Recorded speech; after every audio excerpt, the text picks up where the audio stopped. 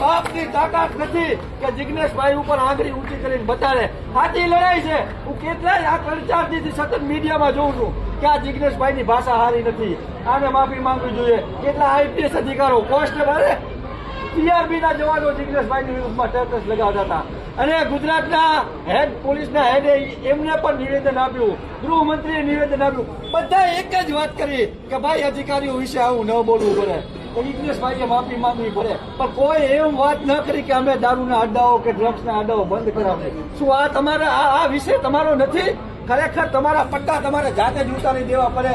તમે નાલાયક સાબિત થયા છો. તમે આ ગુજરાતની જે પીડા છે, ગુજરાતની બહેનો દીકરીઓની પીડા છે.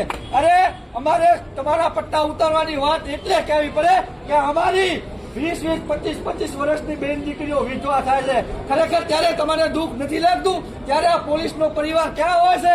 જ્યારે ડ્રગ્સ અને દારૂના કારણે અમારી 18 વર્ષની 20 વર્ષની બેન દીકરીઓ વિધવા બનતી હોય, અમારો 20-25 વર્ષનો સમાજના આશાસ્પદ યુવાનો અપમૃત્યુના કારણે મરતા હોય, આ દારૂના કારણે મરતા હોય, ત્યારે અમને દુઃખ નહીં લાગતું હોય? આજે તમારા પટ્ટા ઉતારવાની વાત થઈ ત્યારે ક્યાંક આના માટે મહેનત કરવી પડે છે, રાતના ઉજાગરા કરવા પડે છે, સવારના 4 વાગે ઉઠીને દોડવા જવું પડે છે.